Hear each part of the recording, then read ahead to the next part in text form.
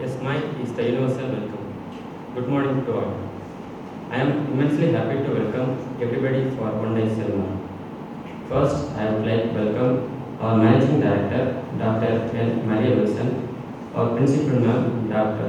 L. M. Merlin Wilson. Be anything else, preparation is the key to success. It's my pleasure to welcome our resource person, most respected Mr.V.Ramaswamy, President and CEO, Manufacturing and Supply Chain Management, for this seminar. We welcome you, sir.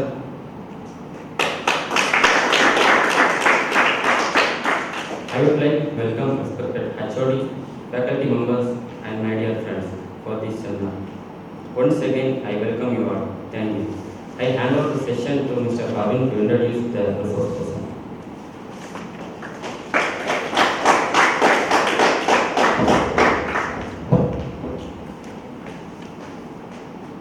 Good morning everyone present here. It's a moment of extreme pleasure to introduce Mr.V.Ramaswamy on behalf of our Department of Management Studies.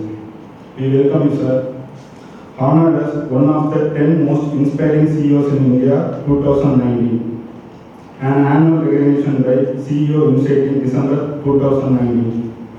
He has rich experience as head in MRF Tires, head in TVS Logistics, head of vendor relations in TVS Logistics, head of transportation in TVS Logistics, CEO of Cargo Wings Logistics, president of Aspen Cold Frog Private Limited, president and CEO in Sunshine Solution Private Limited. He proven a track record of leading high-performance teams to deliver world-class performance and auto logistics solution in MRF Tires and TVS Logistics group of companies from ground up to leading market position for close to 4 decades.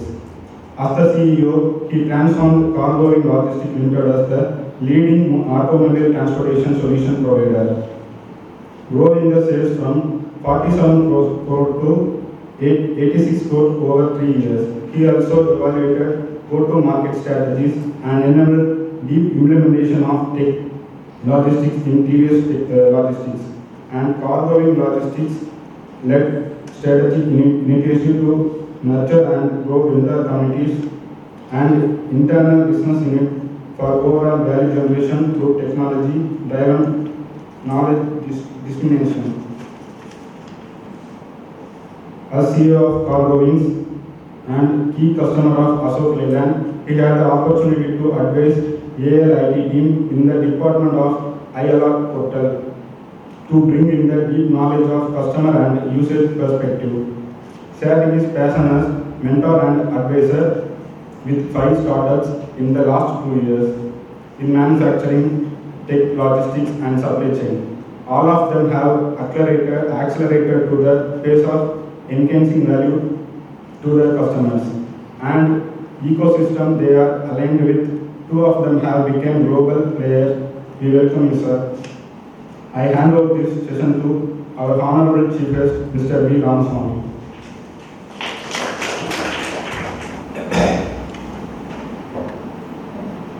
Good morning, everyone. Good morning, sir. Good morning. If I am not audible, please tell me, and if I am boring also, please tell me. Okay? These are the 2 options which you have, and you can use it very freely. See, first and foremost, I am very thankful to the management of this excellent college, JPR Institute of Technology. This group has been doing yeoman service in the field of education, and I am very proud that I am going to be the speaker for the outgoing first batch of MBA students from this college, which is indeed a great moment for me.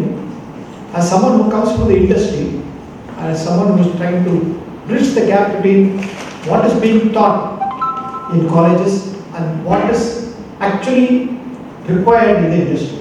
Okay? Before we start, there is one thing which I wanted to tell all of you is that, first and foremost thing is that we had said in the theme, a road ahead for MBA. In case if my class teacher of English in my 7th standard would have seen this, she would have said it's a grammatical error. It should be the road ahead for MBA. No. Is it right or wrong? Stand yeah. Stand.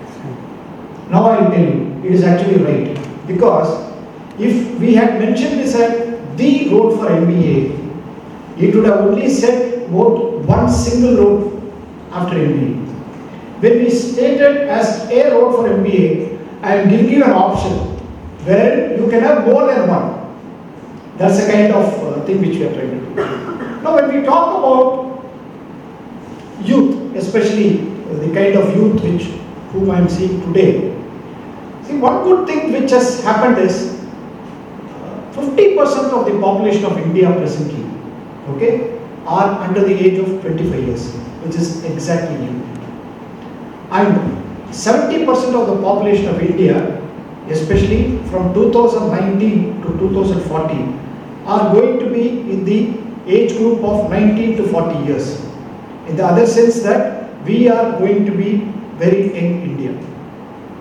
Forget about people like me who are about 61 years old, who got another 15 or 20 years. But predominantly 70% of you are going to be the game changers of this country. So please keep in mind, you are going to be the future of India.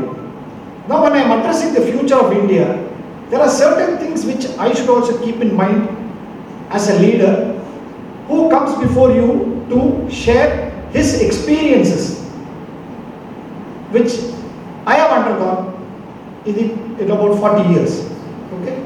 So normally, whenever I speak, I go extempore. But since I am going to talk to a very select team who are also sitting here at the same time, who are also going to be online, and it's most likely to be created as a link on YouTube and shared with many more people who are going to join later, I just thought that this would be a golden opportunity for me to where I can also discuss about what are all the things that is available for you after your MBA. And at the same time, what the country wants from you is very important here. Now, coming back to the kind of knowledge that is being created by this institution to you. The first and foremost thing which I liked was JPR Institute of Technology. In other words, you can call it just like MIT or IIT, you can call it as JIT. See, in Japanese term, in any manufacturing or in any supply chain company, JIT means just in time. Now, just in time is not a very ordinary concept. This is something which turned around the entire manufacturing and the supply chain in any manufacturing end-to-end supply chain or whatever you call it as, where it talks about not only making the product available right on time, every time, but it also talk about minimizing your inventory levels. That's a kind of importance that's been given, and I think it was so nice that it has been also been named properly JIT. They are producing some of the best JIT students from this institution. That's how I take it. Now, coming back to the onus which is going to be on you as the future leaders of this country. You are going to be a part and parcel of this national building exercise which is happening now. When I say nation building, we are also talking about self-reliance. Now what is it? These are all not simple jargons, in the sense that if you look back, say for instance, every country had its own time. Now it's our time. In the 1980s till 2000, it was the era of Japanese. You could have noticed that many of the automobile companies and many of the industries came out of Japan and they were very successful. And at the same time, the population of those countries were also very young. So 1980 to 2000 was the year of Japanese. From 2000, technically till 2020, it was the year of the Chinese, where the population was again very young, and there were a lot of game changers and there were a lot of things which were turning around in the entire economic thing in the entire globe. Now it's a time of India. From 2018, thanks to one part of the pandemic also, we are being now looked at other than China, which is something which we should all be very proud of. we are a massive consumption economy. In the sense that the population, which people are, few years before, we were telling that we are a highly populated country, we are not able to do this. Please understand, this is going to be one of the most favored nations in the world. Our population is going to be our game changer. Imagine 70% of this 130 or 140 crore of people are going to be youngsters. What a jump in economy which is going to be. What amount of growth it's going to be for this country is unimaginable. Now coming back to the various things which you have been seeing for the last 2-3 years, especially during the pandemic. We all thought during the pandemic we will be one country which will be pushed behind. But thanks to some excellent health thing which we did by means of vaccine and other things, we turned around. At the same time, we were also from the industry able to find there were a lot of business models which were being created in this country. When I say business models, I mean to say that each and every one of you would be, aligned to one particular thing. For instance, some people will be very much focused on manufacturing here. Some people will be very much focused on, getting into financial tech. Some people will be very much interested in getting into the pure technology. And there are some people who like to be interested in getting into online businesses, e-marketing and e-tailing. Now, before I get much further into all this, I just wanted to understand from you, this is more of an interactive session, in the sense that I also expect few people from you to, give me some inputs, so that would also be good for me to elaborate further on my speech. Okay. Now, how many of you, those who are sitting here, do you come from a background where your family is already involved in some business or they're involved in some industry?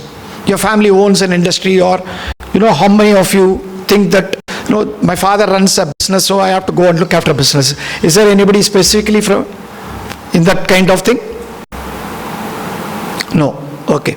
Then how many of you are going to be looking out for a job, especially after you finish your MBA? So most of you are likely to look out for a job. Okay. Now, one is looking out for a job, and the other is also becoming something of your own. Okay. Now, I'm not trying to advocate you that you should, start a startup and, become an entrepreneur and things like that. But I would like to give you some sort of a background on what happened in the last 2-3 years, especially in India. Are you all aware of a term in this thing known as unicorns? Do you know what are unicorns? You know what are soonicorns? You know what are decacorns? Okay, no issues. In the sense that, see, a unicorn is a company or a startup which is basically having a valuation of $1 billion, which is approximately in today's value in Indian rupees, it would be about 8,000 to 8,500 crores. When I say valuation, supposing this is put into the market, it's up to the people who are investing who evaluate this company that this has got the right technology for which this would be the value in that order. So India, especially in the year 2021, despite the pandemic, we had 44 unicorns in 2021 alone, and we were the highest number of unicorns in the entire globe. Imagine 44 companies becoming 1,000 crore valuation, 7,000 crore valuation.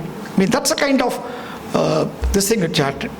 Now, coming to within this 4-5 years, in the year 2022, we are now today 105 unicorns. And this year alone, we had the 21st unicorn coming in September. Now, why am I talking about unicorns also? See, the sense that our technology and the kind of technical expertise, especially with the youth of India today, is enormous. What is it that the youth of India today have? They are very highly innovative. They are highly tech savvy. You guys are very energetic. And at the same time, you are all so focused that you need to make something which is going to happen in a tremendous way in this country. Now, what is it that we as seniors in this country need to do for you?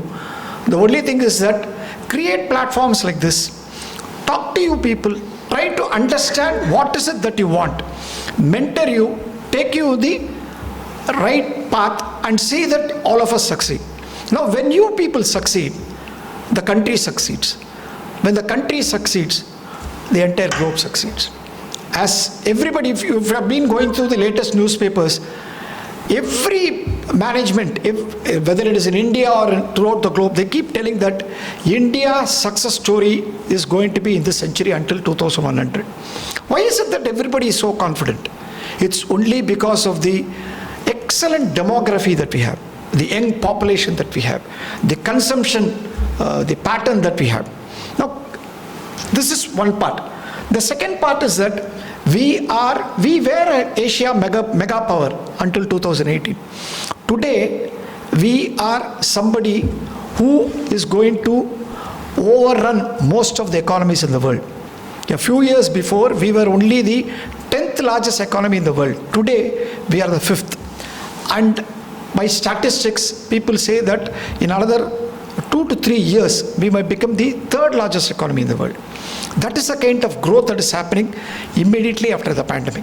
Just imagine when graduates like you set forth into the domain of getting employed or employing others, whatever it is, whether you want to be as an entrepreneur or you want to engage yourself in any industry, the economy is going to boom. Now, why do I say that, you people could also have brilliant ideas? I do understand that many of you would have completed your engineering and joined, maybe 70% to 80% of the students here maybe would have completed their engineering and joined here, and about 10 to 15% would have completed their science graduation and joined here. How many of you are from engineering faculty? Basically, this thing.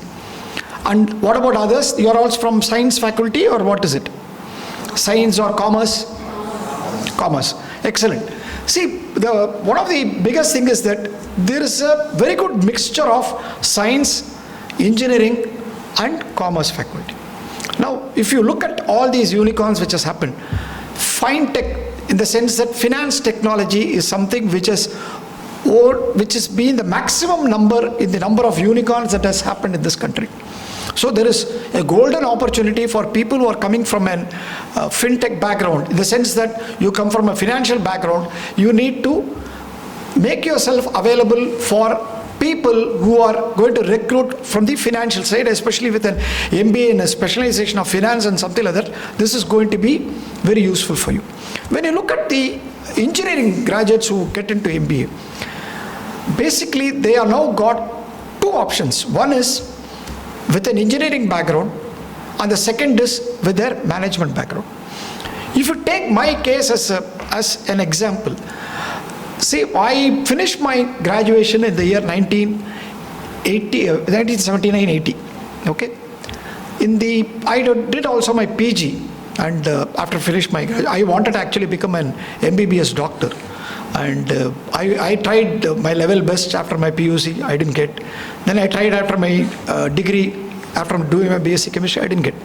Then subsequently, I joined, the first company which I applied was MRF Tires, which you all know that is one of the largest tire makers in the world. That was in 1982. Now, I joined there as a management trainee. And, in a factory atmosphere is entirely different. Just like all of you, imagine you all experience after you did your graduation, you did 2 years of PG. But straight from graduation, I went into an industry where, we still have that playful thing by nature we are very playful. We don't understand what exactly does the industry want. That is a kind of thing. But one good thing which happened in that industry was, especially in the MRF Tires, was there was a lot of people to mentor you. There were a lot of people to train you. There were a lot of people to share their knowledge. Now, coming to knowledge sharing, this is something which is very minimal in India. the sense that everybody thinks if I have a knowledge about something and if I keep it with me, this is going to be, this is my thing. I learned it in a very hard way. I'm trying to keep it with me. This is not going to help in any way. You have to believe in the logic of sharing knowledge. Unless you share knowledge, others won't be sharing with you. So please be open, start sharing knowledge, especially when you go into any organization where you work. It's, suddenly from an atmosphere where you'll be seeing your friend Dilip or Satish or Menaka, whomever it is, every day. Suddenly you will be put across into an organization where you will be meeting people who you have never met before. You don't even know what is it that is expected from you unless you are trained properly. So first and foremost thing is create the habit of listening. That is very important. Unless you listen well, you're not going to really do good for yourself.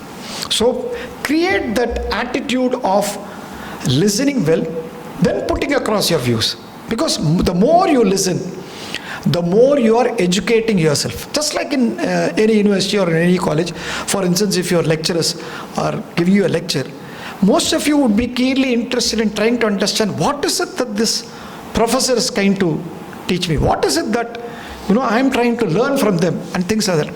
So there is a lot of absorption which takes place. Please be open. Please try to understand what is it that you are learning. Open your ears. Always think that you don't know anything. You are coming from scratch, especially when you go into an industry. Many, especially when we come from the industry and when we interview people like you, we always see that there is a gap between what is expected in the industry to what is taught in a college. There is a gap. Of course, institutions like this, especially IIMs or IITs and things like that, the gap has narrowed down in the sense that I would say, if I put it in numerical terms, the gap was about 70 to 80%. But now it has narrowed down to only 20 to 30%, thanks to the excellent change in syllabus, the way we approach, and bringing in people from the industry to talk to you, bringing the people from the industry to make you understand what is expected from you, bringing people from the industry to tell you what is it that is going to be right for you. There are a lot of things that have changed. Now, there was one simple example where I was talking about, the online sales which was happening. Many of you would be buying many things from Amazon and Flipkart and things like that. I just thought I would also share a little bit of statistics here. Now, if you look at in the year 2015, when Flipkart and Amazon were in a big way, the value of the material that was being sold in 2015 online only. I'm talking about online, I'm not talking about the brick and mortar. When I say brick and mortar, it means to say that your normal store, where you store the products and you start replenishing them at regular intervals. I mean, those are known as the brick and mortar stores. The value of the gross value of the products that were being sold in the year 2015 online alone was about $50 billion in India alone. Okay, and for online, the value that was about out of this 50 billion, out of this 11 billion, was about 0.8% was only during the festival times.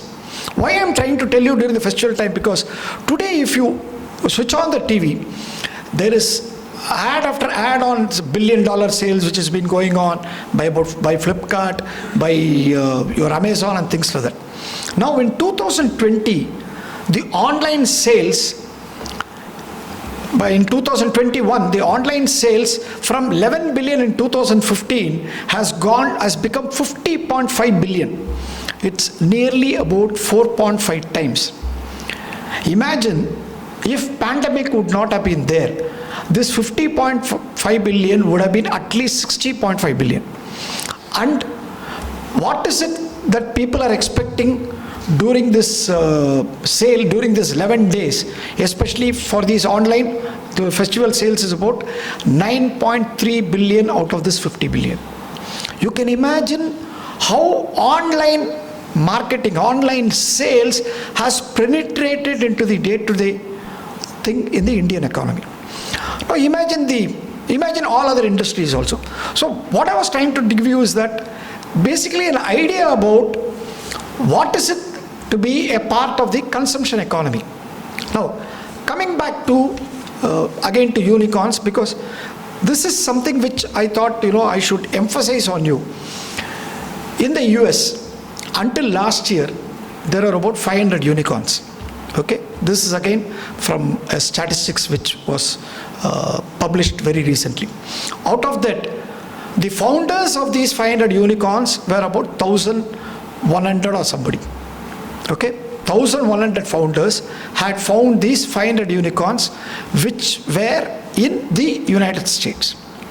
Out of this, 44%, which is approximately, supposing you make the number of out of 500 unicorns, out of this 1,100 founders, 44% of the founders were not American born. They were all born from other countries. Okay. Now, one of the impacting point here is that out of these 1,100, 100 founders were Indians. That is the kind of impact which we as Indians are creating around the globe. You take for instance, every once in 2 months, Indians are becoming either the CEOs or the president of such large corporations around the world. What is exactly happening? You mean to say that they don't have technologists, they don't have leaders to be in their country? It's not so. We are creating a change in the world. We are the game changers. We as Indians are doing something spectacular in the globe, and that is one of the reasons why I keep on emphasizing in such kind of forums, especially to youth, is that you are going to be the future of this country. You have got a great role to play in the growth of the economy of this country. We are going to be, people like me are going to be just your mentors, people who enable you, handhold you to take in larger roles and do something great for this country. Now, whenever I talk to a forum like this, one thing which I want you to be like, in a typical sense, be like a supply chain management. The sense that, what is supply chain management? It is normally from an end to end, which is seamless and things like that. So, whichever industry you go into, whether it is manufacturing, whether it is IT, or whether it is finance, or whether it is anything which is going to be a part and parcel of the ecosystem where growth is imminent, keep one thing in mind, that you are going to be a game changer in that. Every person from any faculty, from any this thing, is having very high potential. It is up to us in the industry to tap your potential and ensure that that is transformed as knowledge, and which is going to improve the top line or the bottom line of any industry or organization. So the onus is with us to bring in excellent youth like you, who are highly educated, and to come in to do something for the country. Now, when you do something for the organization, whichever organization you work for, you are indirectly doing something for the growth of the economy. Take for instance, when we talk about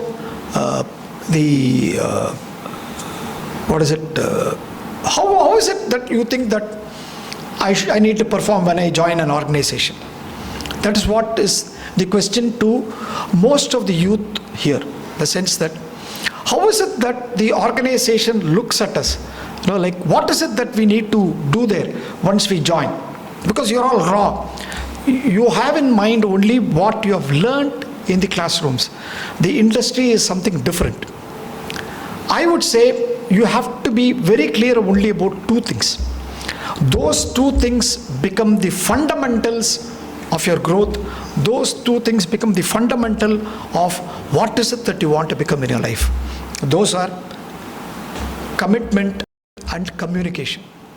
When I say commitment, see, you take for me instead, about three days back, it was so nice of your head of the department, Dr. Vanita, to contact me and through some known sources, ask me whether I would be, interested in delivering a small lecture on supply chain logistics concept and planning. So I said, why not? I mean, this is my pet subject, although I had spent about 25 years in manufacturing and then subsequently 15 years in TVS Logistics, 13 years in TVS Logistics and its subsidiaries for about 13 years. I thought, why not? This is a very golden opportunity for me to showcase what is supply chain and logistics all about. Because very recently we also had the national policy on supply chain, which was released very just about, I think, 2 or 3 days before. Our Prime Minister had released a policy on national policy on logistics, wherein, if I again once again divert back to the subject, the present logistics cost in India is about 12 to 13%. If you take in Europe, it's about 11 to 12%, and if you take USA, it's about 10%. And China, I believe, I don't know, we don't have any statistics on that. I believe it is lesser than 10%.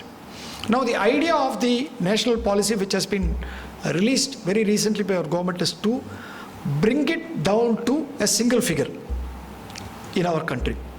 Now, it is very easily done than said. It's not so easy. There are a lot of parameters which has to be looked into. There are a lot of changes we need to be made, and there is a lot of working that has to be done. At the same time, there has to be a lot of commitment from the various stakeholders in this particular domain. For instance, people like you. Now, as you pass out next year, people who wanted to get into the supply chain industry, or people who wanted to get into the manufacturing or anything like that, commitment is very important. So once you decide that I stand committed to what I say, you should ensure that you follow it. For instance, when I told her that I would like to talk on definitely I would like to talk on supply chain planning as well as the concept itself. Then she was also telling me, sir, that the first year students, the first batch of students are passing out this next year also. I felt that was a golden opportunity to address the students who are passing out, because you are going to be the first who are going to meet the industry guys and ask for a job. I also understand, because this institute and its other affiliated institutes are quite famous, where people from organizations will be coming in, and there could be also some campus interviews. When such being the case, you got an opportunity to excel yourself either in the field of the specializations which you have done, or in the field which is going to be new for you. For instance, when I completed my 25 years in manufacturing in MRF, I never thought I'll be getting into the field of supply chain and logistics, supply chain management and logistics. I was purely a manufacturing guy.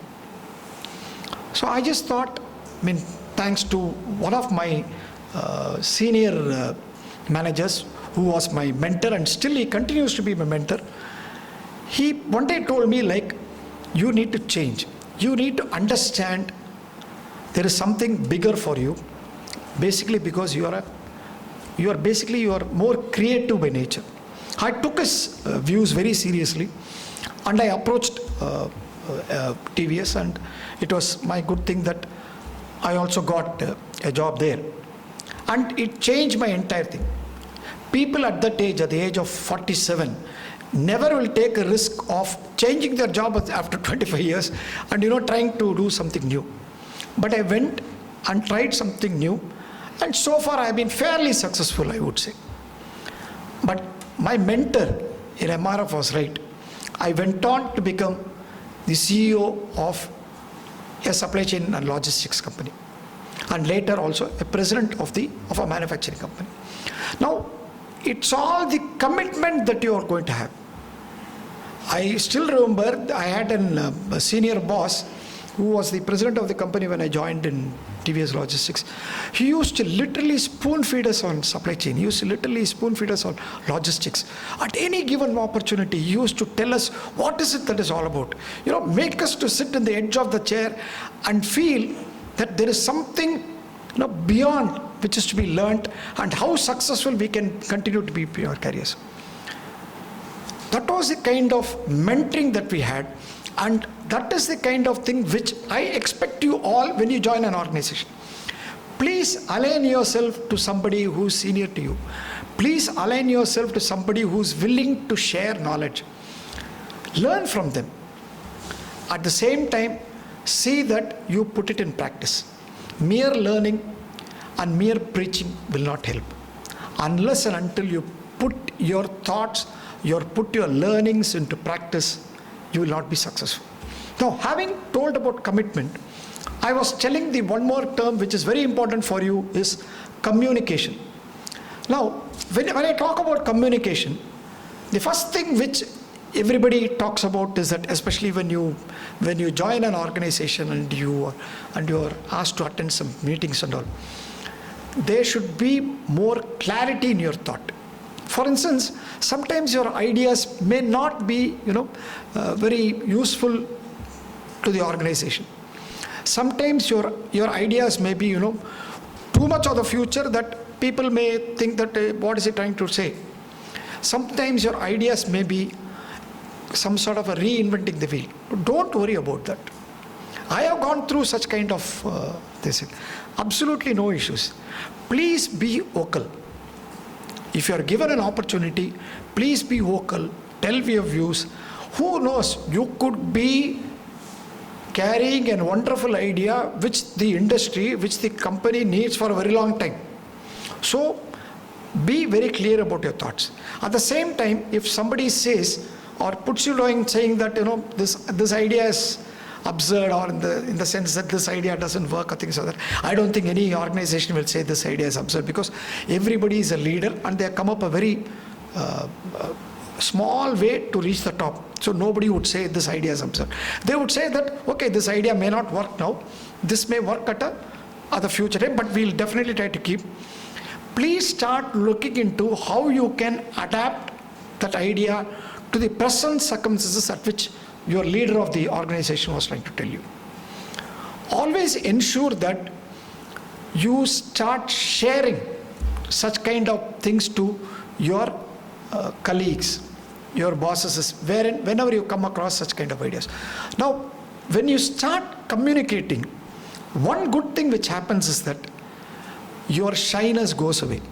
In the sense that you all been in colleges and universities where you have been used to talking with your student friends, and you have been interacting only with your professors.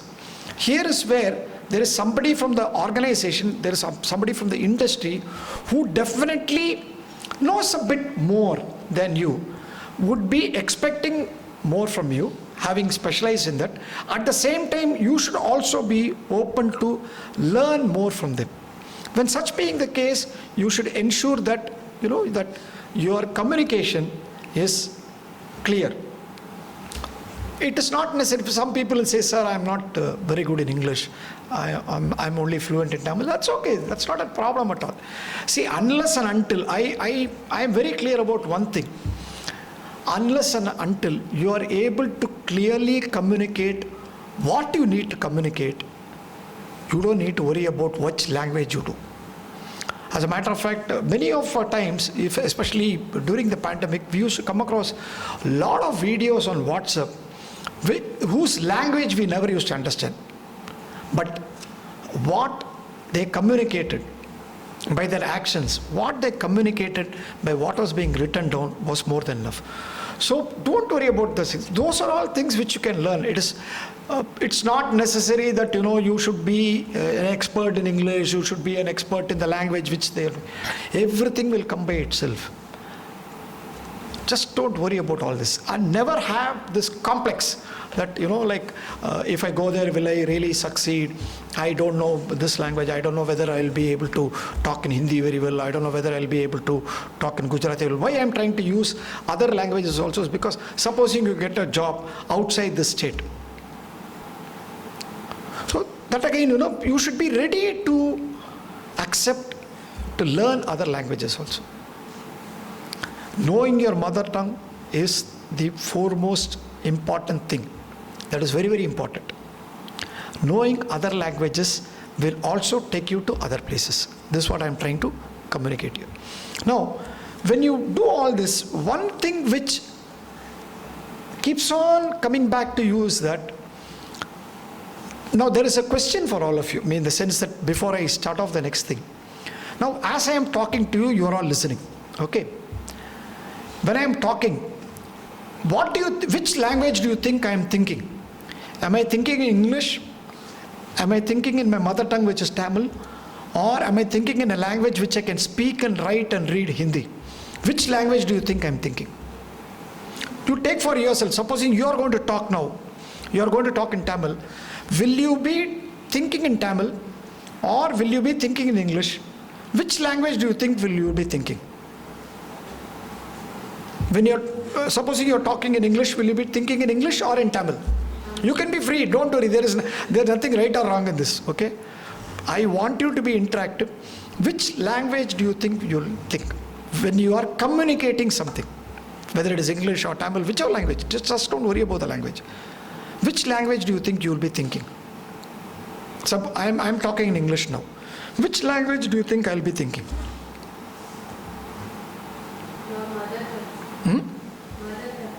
Your mother tongue. Anybody else? The language which is familiar to me. Okay. See, please know the question correctly. I am talking in English. Which language I will be thinking? She said you will be thinking in Tamil. Okay, since it's my mother tongue. You said that I will be thinking in the language which I am familiar with. Is there any other option?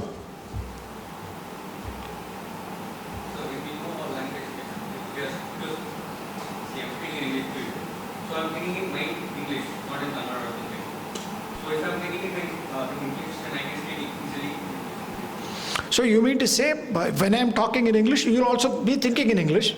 When I am talking in Tamil, you will also be thinking in Tamil. Okay. Now, which do you think is correct among these three? There is no, again, don't worry about which is correct or wrong. There's no examination here. Normally, what happens is that when you talk in English, you go and try it at home. You will be thinking more in English. Whereas when you talk in your mother tongue, it is not necessarily that you should be thinking in your mother tongue. It might sound very absurd. Go home and try. But, don't think that, I'm talking now, which language I'm thinking. Don't think like that. You just have a normal conversation. Why I'm telling you this is because when you communicate, especially in an industry where, since you are all management graduates, most likely that you will be taking up slightly higher roles. So when such is the case, most of the medium of language which is being discussed, whether it is in a factory or in a corporate boardroom or things like that, could be English. Okay? So there is every possibility that you will be not only speaking in English, you will also be thinking in English. I know that many people who listen to this may not be aligned with me on my thoughts. This is how I was also when I heard this for the first time. But when I started looking into myself, when I started talking, when I started delivering such kind of lectures and other places, I realized, yes, when I talk in English, I think in English. When I talk in my mother tongue, unfortunately, there is a mixture of languages which takes place. She's quite right in that. And for the listener, specifically, when somebody talks in English and when you listen, you understand only in English. It's very difficult for you to decipher it and try to understand in your own language. Now, why am I trying to say all this again is because for you, commitment and communication and clarity in communication is very, very important. Okay? Do you have about 5 or 10 minutes more, madam? Okay. Now, there is one more thing which I just thought, like I would also share with you. I mean, coming about to the general thing of what is it that basically the industry requires from students like you. The industry requires from colleges of excellence like this. Basically is that what you learn here is not exactly what happens in an industry. Please try to understand. First and foremost thing is that right from the way you introduce yourself, the male culture, everything differs. Thanks to WhatsApp and things like that, many of the mails, many of the information, many of the messages, everything now is on WhatsApp. You don't need to really worry about the language because there's so much of sign language, emojis which has come up now. If you put up a thumbs up, it means understand that you're with it. If you put a namaste, you understand that you either you accept whatever they say, or you just say thank you. I mean, there are a lot of information that is being put through symbols also. So first and foremost thing is that the industry, when you go into the industry, first and foremost thing is how do you introduce yourself. Basically, they say that not by saying that I am V.Ramaswamy, I come from the JPR Institute of Technology, I done my 2 years. I'm not talking about that kind of introduction. When I say about introduction, especially in the courses and the specializations which you have done, and you have the chance of getting what you have learned, getting into the function what you have learned. Because during our times, and at least till 1980s and 1990s, many of us never got the jobs in which we specialized. We always got a different job. For instance, you can find many of the mechanical engineers and electronic engineers become IT professionals. It happens even today, but the percentile has reduced. Before, at least about some 60 to 70% of the mechanical engineers used to get into IT. Now it has fallen down to 30 to 40%. The avenues in manufacturing has increased. MSMEs have increased so much. And for instance, can any one of you guess how many registered startups are there in India? Just a rough guess. How many registered startups? Just give a number. It is less than 1 lakh. Okay, so don't imagine huge numbers. How much could be the registered startups? When I say startup, there's one thing where I would like to inform you that it's about an idea which is generated with youth like you. Okay. Now they are trying to put that idea into action. So they create something known as a startup. Basically, there could be a bootstrapped startup where the person is trying to bring in his own money. His idea is there. And then friends and relatives like angels come in and put in some money for him to invest and make that startup to grow. Once he grows to a certain level, then come in the seed investors, seed, then angel, then come in the serious investors like A, B. You have the investment rounds which goes on. These are the general path which is taken by many of the startups. Now coming back to the number of registered startups is about 70,000 startups in India, out of which about 90% of them are live and kicking. That's a huge thing, because in spite of the pandemic, many of the small time vendors, they had a lot of issues. We went through a lot of problems during the pandemic, but on the other side also we were gaining a lot also. But startups, per se, they had their hit, but still they coped up and come back thanks to the various schemes that has been brought up by the central government as well as state government to help these startups. For instance, if you take Tamil Nadu government, it has come up with so many schemes. There are so much of acceleration incubations which happens in various institutes. As a matter of fact, I was telling Dr. Anita also that we should need some sort of an acceleration incubators in such kind of colleges where you also start promoting startups and entrepreneurships, which becomes the way of thing. Because one thing I'm telling you, you as youth, you should be more as job creators than job seekers. When you create job, you give an opportunity for people like you, about 4 or 5 people more. When you start searching for a job, you are becoming a competitor to somebody who is going to sit next to you. I mean, this just a small thing which I thought, I should try to tell you, because there is a lot of opportunity in this country. Like I said, we have got a fantastic demography.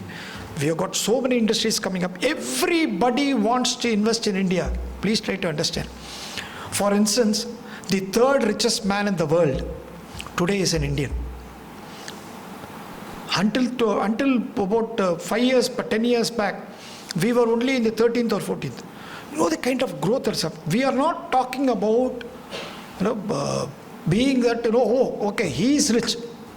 See, a fellow Indian has come up, and imagine the kind of opportunities all these industrialists are creating. Take for instance a Tata. Today, Tata are into everything. The kind of growth that is happening. You see the EV, for instance, EV technology. Everybody thought this is not going to really flourish. Today, some of the best EV cars are produced by Tatas. At the same time, they are also trying to develop much more, wherein there is going to be much more better technology which is going to replace the existing ones also. By 2030, there is a feeling that about 70 to 90% of the two-wheelers in this country will be electric. One of my thing, if you follow me on Twitter or if you follow me on LinkedIn, one of the basic thing which I was talking about, especially during the pandemic, was I said this country will have a V-shaped economic revival. Believe me or not, many people didn't believe in me. As a matter of fact, some of my best friends and few people rang up and told me, "Hey Ramaswamy, we know that you know a little bit of manufacturing and supply chain management. Don't get into economy. Okay, that is not your cup of tea. You won't be having a V-shaped economic revival. You will be having a K, or you will be having a W, or you will be having a Z." They used all alphabets in English except V. There were few people like me who kept on insisting there will be an economic V-shaped economic revival. It happened, and today we are the only economy which is positive, and we are the only economy which is rising day by day. And mind you, for instance, if you take Tamil Nadu, one of the most ambitious thing I would say is that our the chief minister of the state specifically said that by 2030 we should become a $1 trillion economy. I mean, if you look at it, it might sound like as if it's not possible. It is possible. The kind of measures that is being taken by the government at the center, or the government at the state, irrespective of political alliance. Don't worry about politics. Like those things are different. We are all here for our country. We are all here for India to grow. That is why my phrase always in Twitter or anything will be "Rise, lead India." We should always hope, like, how am I going to make my country the top in the world? China's time is over, gentlemen and ladies, of course. It is our time. It is going to be other than China. For instance, iPhones, the simple thing, I think if I relate to faster to you, you'll understand. iPhones, the manufacture is going to happen in India in a big way. Okay? You take semiconductors. You know, the semiconductor, because of semiconductors, we had a waiting time of cars and SUVs by the Indian manufacturers about 6 to 7 months. Now it has, it was about a year or so. Now it is slowly reducing, and I believe it's come down to about 6 months or 7 months in the case of a Mahindra SUV or a Hyundai SUV or a Maruti Suzuki, irrespective of the brand. And what has happened today in Gujarat, there is a semiconductor industry which is being put up. It is going to generate huge job opportunities. Imagine when an industry is put up, I think people from supply chain would realize that it is an end-to-end growth, right from the raw material till the dispatch and till it's getting used. It is going to be utilized fully, and so many jobs are going to be created. So many opportunities are going to be there. When jobs are created, when industry grows, the country grows. When the country grows, its economy grows. And we will per se become the largest GDP country in the world. I hope that definitely by about 2035, 2040, I think we will be one of the most successful nations. Maybe we will be number one in the world. That's a kind of growth that is happening, and that is a kind of knowledge you people have. I'm very proud of you all, because one thing is that you people, again and again, I'm telling you, you'll feel like, hey, what's this man keeping on repeating the same thing? You are all the future of India. Please understand. Each or being, like she was after me for a very long time. And I like the way the small interaction which we had in the morning. I understand she's also from Andhra Pradesh, and she learned Tamil very faster here. In that, I was quite amazed with the way in which she was talking Tamil. So I said, you seem to be from, she said, no sir, when I came here, I immediately learned. I said, that should be the spirit, because once you walk into any office, please remember something, college atmosphere is different. I'm not trying to, scare you. I'm trying to put in you the best thing is that the industry atmosphere, the office atmosphere is slightly different, in the sense that there is a value for everything that you do. Okay? I remember this particular quote also from a very great man whom I always looked up as my mentor. He used to say, the value of value is in its value. Just try to understand, just try to split the word and see. The value of value is in its value. You guys are going to create value. You guys and women are going to create a great India. Please ensure that you make this country proud of you and make the country also proud. Okay? Thanks a lot. Most of the organizations were not recruiting women specifically in the logistics field. Is it true? No. And there is a mentality, it is not suitable for women. See, this is the problem with many of the women. Sorry to say. For me, as a matter of fact, if you read some of my Twitters, I'm Ramaswamy V07 is my Twitter this thing. Women, basically, they are multitasking. Okay? Right? Do you believe in that? They are one of the best negotiators. In supply chain, in logistics, you have to be an excellent negotiator, which you are already. Right? What else you want? I'm telling you this one thing which, women are supposed to be great leaders here. They are all born leaders. Look at the way they take care of the family. They take care of the children, whatever especially during the pandemic, the women did one of the best jobs, that is a time when most of the males, when they were at home, they realized what women are. They all thought, once they go to office, women at home, take rest, sleep well for about 2-3 hours, watch TV and things like that. Only when they were back at home, because one basic thing happened when work from home happened. What is it? Can you tell me? For many of the males, it was not only work from home, it was work for home also. right? They started cleaning vessels, they started sweeping the floor because you don't have the maids. That is when they realize that, women are something big. Please understand something. Women are the best leaders. I can vouch anywhere. Let it be your mother, your daughter-in-law, your wife or your sister, anybody for that matter. Women are the best leaders. They should be given more opportunities, I would say. I should say that they should be given 50% of the opportunities in supply chain. They will do excellently well. It's a myth that, supply chain managers, the best are males, and that's all.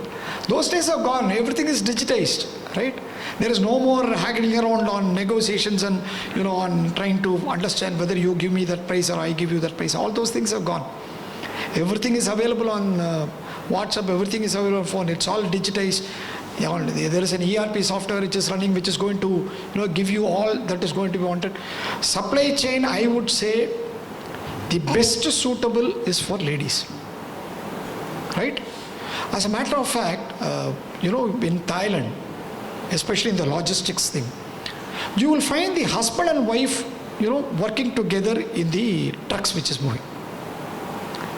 The husband most of the time drives, or sometimes the wife also takes over, and they will go and deliver all these things, especially the work of the invoice and all those things, getting the PODs and proof of delivery and things like that, and working with them. Many of the times the ladies do that job very well. It's not that. As a matter of fact, some of the best logistics managers, some of the best supply chain managers are ladies. We just go and Google one of the leading supply chain managers and logistics managers in India, anywhere in the world. You will be surprised to find there will be a lot of things. Because one thing is that you people are more focused, I'm telling you. You are highly multitasking. Give any job to any women, they will do it. But whereas, sorry for the gents, we always have our own ways of working. So should we do it? All this unnecessary talk will come. Whereas, ladies, that's why please do away with the myth. You are one of the best. As a matter of fact, you people will be doing extremely well. Why only supply chain logistics? You take manufacturing today. There are factories which are manned entirely by women. Such kind of things are happening. One entire line is run by women. As a matter of fact, there was one company which I was involved with just before I joined the latest company. It was a forging company. And the MD of the company is an youngster. So we used to always discuss, like I used to tell him, hey, there should be a day when one production line should be, run only by women. As a matter of fact, out of the 13 or 14, some of the CNC machines which he was having, it used to be run by women. I'm telling you, you will get the best quality. They won't be into unnecessary chatter. They will mind their own job. They'll be very focused. Please do away with the myth that you are inferior. No. As a matter of fact, you can do much better. Okay? I am seeing it at home also, no? Right. Anybody else? Logistics and Supply Chain Management, and my name is Srinath Maruti. Sir, many of the reputed institutions has been looking for the experienced employees regarding logistics. How we can crack as a fresher, sir? See, this is actually a good question. Unless you are given an opportunity, how do you think that you will be experienced? Okay? So that is first and foremost thing which I think no company, especially now, will be asking for such kind of things. Because one thing is that there is a lot of exposure. Please sit down. There is a lot of exposure now which is happening. It was gone all those times when people were confined to only classrooms. You never had any visits, you never had any exposure outside. As a matter of fact, when I was talking to your professor, she was telling me that how the students were taken to the Adani port, where you were exposed for a day to understand the various logistics functions that's been happening. Please understand one thing, there are a lot of opportunities in supply chain and logistics available. And every company, every logistics company or every supply chain, of course, logistics is a part and parcel of supply chain, is bound to grow because the kind of business manufacturing, I would have never been in the supply chain logistics after 25 years of this. This is not at all my domain. That is not my domain. So don't worry about all that. For everything, there is a place for everything in this country. The only thing is that be committed. Make sure that you put into practice what you learn in your classroom. You put into practice what you learn in basically the fundamentals of logistics. What you see in your textbooks, especially in supply chain logistics, is slightly different from what you actually experience in your life. That is why many of the logistics and supply chain managers, they always feel that if I take them very straight from the colleges, I may not be able to do justice to organization. It's not like everybody has been a fresher. Whether it was me or anybody from the organization, I have been a fresher. Everybody would have been given an opportunity. There would have been some mentoring, there would have been some handholding, there would have been people who have taught them some basics. If they are not going to select you basically because they are fresher, don't worry. Think that the company has lost a very potential logistics and supply chain man. Think like that. You will get a much better opportunity. The field is open, especially in today's so many foreign players who are coming in. Just go there. If you come from an institution of excellence like this, and especially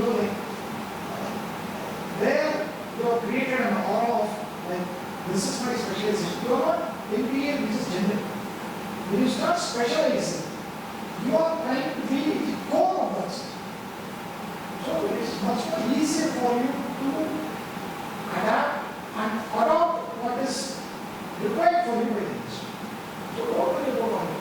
When people like me can survive, people like you with the specialization of our India can definitely do much better. Don't worry about all that. The world is open. Sky is the limit. People say that you don't have the name of this. Tell them what they know. When somebody tells you, unless you give me an opportunity, how will I get experience? Sometimes it will open up somebody's eyes. Maybe if I continue to be in supply chain, I will be successful. We all become successful. Okay. I was a very simple, humble fellow. I always wanted to do my medicine. I never did. I deviated myself. I became successful. It's all in the mind. Don't worry about this.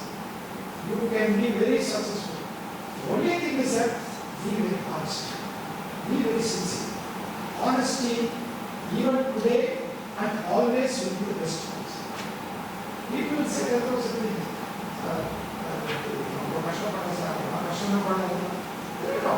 You have your time. You have your day. Believe in yourself. See, self-belief.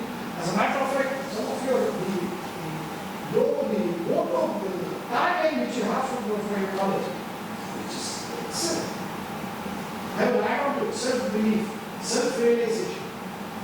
These are all things which is already injected into your college. It's only you start believing in yourself. Nothing is going to happen. You will always succeed. The only thing is that you should realize is that I think I can definitely handle this job. When you start realizing that 50% of the jobs, the remaining 50% is only the effort that you put. You might take up 10, you may take up 10 initiatives.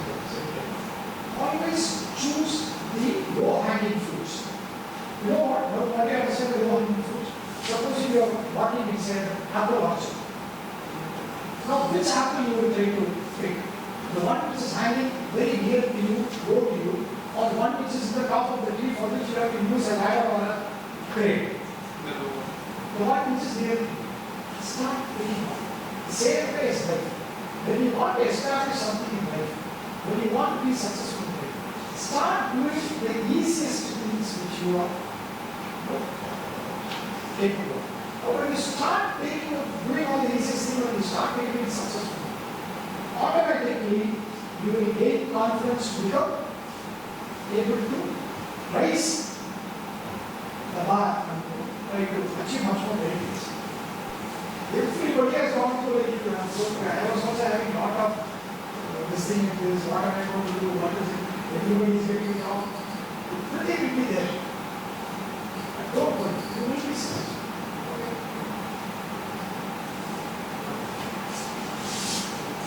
Swami, Management Committee, worthy teachers and my dear friends.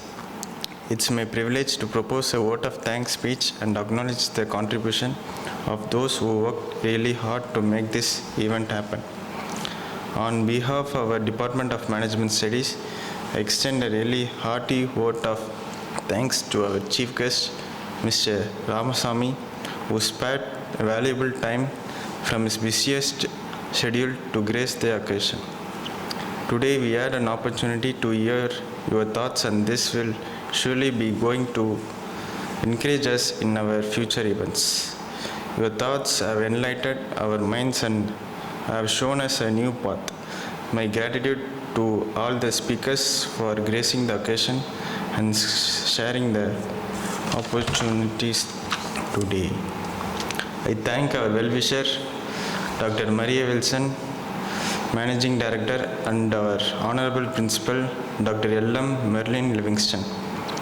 My sincere thanks to our Head of the Department, Dr. Vanitha.